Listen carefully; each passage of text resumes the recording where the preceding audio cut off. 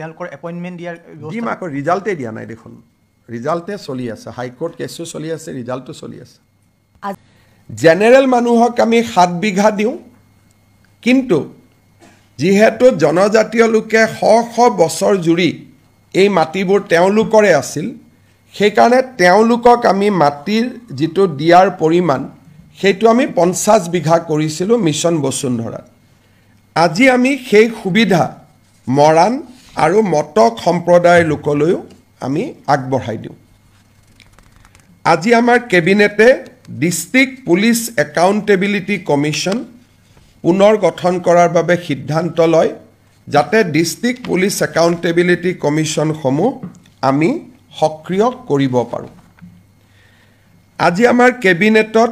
village defence organisational যিখন rules আছিল তাক আমি এমেণ্ডমেণ্ট কৰোঁ ভিডিপিৰ বয়স আগতে 25ৰ পৰা 50 বছৰলৈকে আছিলে আজি ৰুলখন এমেণ্ড হোৱাৰ পিছত ভিডিপিৰ বয়স ঊৰ্ধ্বতম বয়স 40 বছৰ হ'ব 25 to 40 years আৰু য'ত প্ৰয়োজন তাত আমি নতুনকৈ ভিলেজ অৰ্গেনাইজেশ্যনেল যেটো ভিডিপি আমি কমিটিসমূহ নতুনকৈ গঠন কৰাৰ বাবেও আমি অধিকাৰ পাম আমাৰ জোৰহাটত যেটো লাচিত মৈদাম মেমৰিয়েল নিৰ্মাণ হৈ আছে নিৰ্মাণৰ সময়ত আমাৰ বিভিন্ন কম্পোনেণ্ট লগাই এই গোটেই নিৰ্মাণ কামটোৰ সম্পূৰ্ণ যেটো পুঁজি তাক আজি কেবিনেটে 249 কোটি টকা হিচাপে ধাৰ্য কৰে this will be the final amount 249 crore গোটেই প্ৰজেক্টটোৰ কাৰণে আজি আমাৰ কেবিনেটত বিটিচিৰ সিএম বা চিফ আৰু বিটিচিৰ ডেপুটি চিফক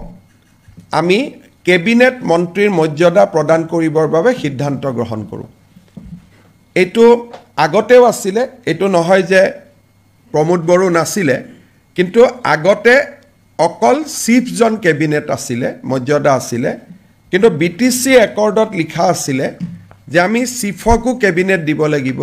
আৰু ডেপুটি চিফকো কেবিনেট দিব লাগিব আজি সেই সিদ্ধান্তটো কেবিনেটে অনুমোদন জনায় প্যাৰেলেলি বিটিসি যিসকল এক্সিকিউটিভ মেম্বাৰ হ'ব উইদিন দা বিটিআৰ বাহিৰত নহয় উইদিন দা বিটিআৰ তেওঁলোকে ৰাজ্যিক মন্ত্ৰীৰ মৰ্যাদা পাব বিটিসিৰ 5খন জিলাৰ ভিতৰত তেখেতসকলে ৰাজ্যিক মন্ত্ৰীৰ মৰ্যাদা পাব আজি কেবিনেটে তাত অনুমোদন জনায় অহা 5 তাৰিখৰ পৰা ৰাস মহোৎসৱ আৰম্ভ হ'ব গোটেই ৰাজ্যখনত আমি যেনেকে দুৰ্গা পূজাৰ সহায় কৰোঁ বিহুক সহায় কৰোঁ তেনেকে এইবাৰ কেবিনেটে 2068খন ৰাস সমিতিক 25,000 টকাকৈ ৰাস উৎসৱ অনুষ্ঠিত কৰিবলৈ এককালীন সাহায্য মঞ্জুৰি কৰিছে আৰু মাজুলীৰ যি 67 ৰাস আছে মাজুলীৰ ৰাস সমিতিসমূহক আমি 50,000 টকাকৈ দিবৰ বাবে সিদ্ধান্ত গ্ৰহণ কৰিছোঁ মাজুলীৰ 67খন ৰাখে 50,000কৈ টকা পাব আৰু ৰাজ্যখনৰ 2068খন ৰাখে 25,000 টকা কৰি তেওঁলোকে আমাৰ এককালীন সাহায্য লাভ কৰিব 5 তাৰিখে যেনেকে ৰাস মহোৎসৱ অনুষ্ঠিত হ'ব 5 তাৰিখৰ দিনটো ভাৰত ৰত্ন ভূপেন হাজৰিকাৰো মৃত্যু দিৱস জন্ম শতবাৰ্ষিকীৰ মাজতে এইবাৰ 5 নৱেম্বৰত ভূপেন হাজৰিকা দেৱৰ মৃত্যু তিথি বা তিৰুভাৱ তিথি উদযাপন কৰা হ'ব প্ৰতিখন জিলা সদৰতে 5,000তকৈও অধিক লোক সমবেত হৈ মানুহে মানুহৰ বাবে গানটো পৰিবেশন কৰিব আৰু ৰাজ্য চৰকাৰে আনুষ্ঠানিকভাৱে তেখেতৰ সমাধি সমন্বয় তীৰ্থত ভূপেন হাজৰিকাৰ মৃত্যু দিৱস পালন কৰিব এইটো আজি কেবিনেটে সিদ্ধান্ত গ্ৰহণ কৰে কেবিনেটে আৰু এটা সিদ্ধান্ত গ্ৰহণ কৰিছে আপোনালোকে জানে যে আমাৰ অসমত কোনো সিনেমাৰ ট্যাক্স এন্টাৰটেইনমেন্ট ট্যাক্স নাই কিন্তু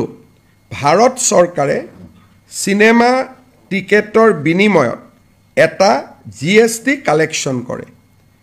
যদি 100 টকাতকৈ ওপৰত টিকেটৰ দাম হয় জিএসটি 18% লয় আৰু 100 টকাতকৈ যদি টিকেটৰ দাম কম হয় জিএসটি 5 টকা লয় 5% লয় কিন্তু ইয়াক কালেক্ট কৰে সেন্ট্ৰেল গভৰ্নমেন্টে আৰু এমাহৰ পিছত আমাৰ বাবে আধা ঘূৰাই দিয়ে আধা সেন্ট্ৰেল গভৰ্নমেন্টে ৰাখে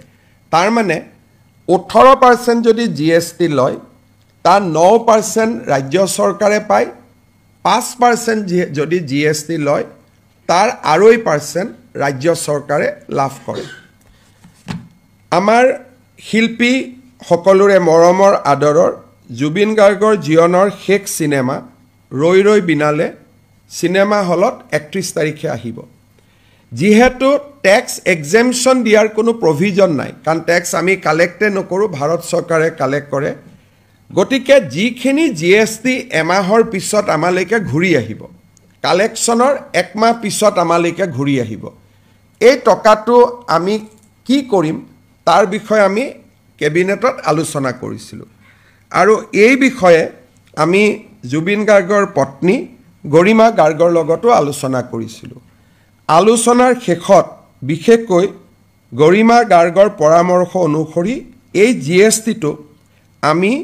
কলাগুৰু আৰ্টিষ্ট ফাউণ্ডেশ্যনক উভতাই দিম কলাগুৰু আৰ্টিষ্ট ফাউণ্ডেশ্যন কি ই জুবিন গাৰ্গে প্ৰতিষ্ঠা কৰিছিল আৰু ইয়াৰ ফাউণ্ডাৰ আছিল জুবিন গাৰ্গ আৰু জুবিন গাৰ্গে কিয় প্ৰতিষ্ঠা কৰিছিল বেমাৰ আজাৰ হলে শিল্পীসকলক সহায় কৰিবৰ কাৰণে আৰু বানপানীৰ সময়ত ৰাইজক সহায় কৰিবৰ কাৰণে ষ্টুডেণ্টক এডুকেশ্যনত সহায় কৰিবৰ বাবে জীৱন কালত জুবিন গাৰ্গে কলাগুৰু আৰ্টিষ্ট ফাউণ্ডেশ্যনটো আৰম্ভ কৰিছিল আমি ৰাজ্য চৰকাৰৰ যেটো জিএসটিৰ অংশ আমি কালেক্ট কৰিম এই গুটেই কালেকশনটো আমি কলাগুৰু আৰ্টিষ্ট ফাউণ্ডেশ্যনত আমি ডনেট কৰিম আৰু এই ফাউণ্ডেশ্যনটো মই আগতে কৈ যোৱাৰ দৰে ই জুবিন গাৰ্গে গঠন কৰিছিল দুখীয়া মানুহক সহায় কৰাৰ কাৰণে আৰু মই ভাবো যে এই পুঁজি কেইটাৰে তেখেতৰ যেটো জীৱন কালত তেওঁ যেটো লক্ষ্য আছিল উদ্দেশ্য আছিল এই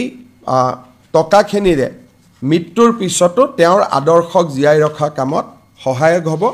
আৰু বিষয়টো আমি তেওঁৰ পৰিয়ালৰ লগতো আলোচনা কৰিছিলো পৰিয়ালেও বিচাৰে যে এই পুঁজিটো আমি